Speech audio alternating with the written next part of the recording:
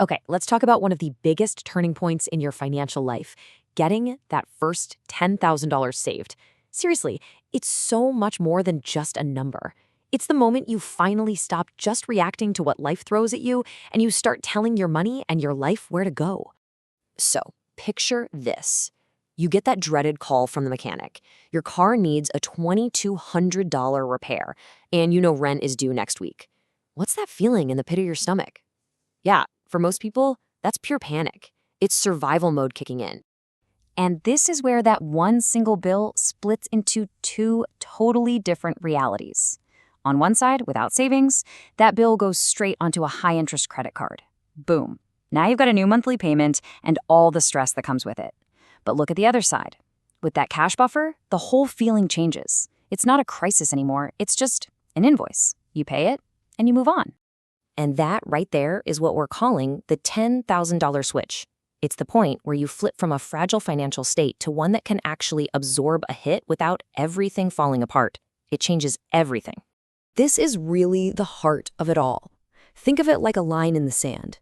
Before you have that 10 grand, you're constantly on defense, just reacting to whatever comes your way. But once you cross that line, you finally get to go on offense. You get to make choices because you want to, not because you have to. So what are you actually buying with this money? It's not about fancy gadgets or vacations. It's way more valuable. You're buying time, the space to think, and not make rushed, bad decisions. You're buying leverage, the power to say no to a bad job or negotiate a better deal. And maybe most importantly, you're buying mental bandwidth. You're freeing your brain from that constant low-level hum of money anxiety. And let's make that idea of time a little more real. We call it your financial runway. It's simple. How many months could you live on your savings if your income stopped tomorrow?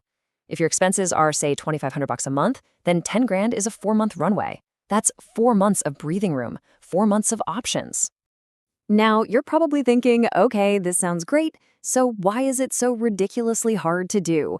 Well, it's not just you. It's not a lack of willpower. There are some very real forces or frictions that are actively working against all of us. And here are the 3 main culprits. First, there's the psychological part. Our brains are literally wired to value a pizza today more than a secure retirement tomorrow. It's called present bias. Then you've got the structural problems, like credit cards that are designed to be a trap. And finally, there's the behavioral side. You get a raise, and what happens? Your spending goes up right along with it. That's lifestyle creep, and it's a killer for savings. Let's just put a number on those debt traps. 18% APR. That's a pretty common credit card rate. Well, at that rate, your debt can literally double in about 4 years. It's like trying to run up a down escalator. It is exhausting and you get nowhere. Okay, so we know the goal and we know what's trying to stop us. How do we actually win? You don't just try harder, you need a system. And a really effective one is called the Safety Then Growth Plan. And the order here is absolutely critical. You can't skip ahead. Step 1, just get a quick $1,000 buffer. That stops the bleeding from tiny emergencies. Step 2, go to war with any high-interest debt. Anything over about 10%. Get rid of it. Step 2, now you push hard for that $10,000 milestone. And only when that safety net is built do you move to step 4 and start automating your investments for long-term growth. So where do you put this safety money? The best tool for the job is a high-yield savings account. It's a boring name for a brilliant thing. It's just a savings account that's FDIC insured, so it's super safe, but it pays you way, way more in interest than the one at your local bank. It's the perfect parking spot for your emergency fund. And then for that growth phase, the MVP is the low-cost index fund. Don't overthink it. Instead of trying to be a genius and pick winning stocks, you just buy a tiny piece of the whole market. It's simple, it's proven, and it's the foundation of building real wealth over time.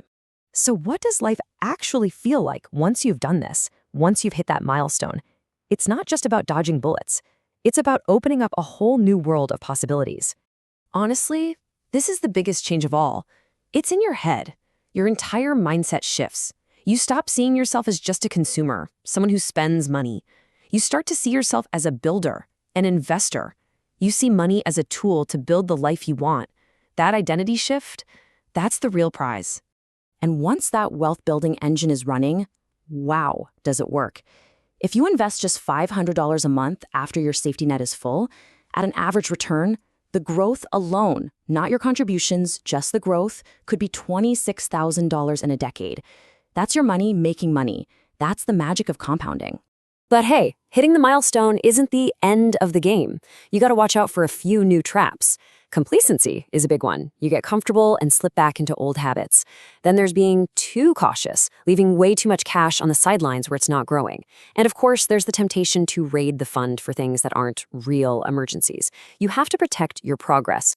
So let's wrap it up with this one idea. The point of all this isn't to just stare at a big number in your bank account. It's not about hoarding cash. It's about what that cash can buy you. And what it buys is freedom. The freedom to walk away, to start something new, to handle a crisis with confidence. So, the real question I want to leave you with is this. Right now, today, how many months of freedom do you actually own?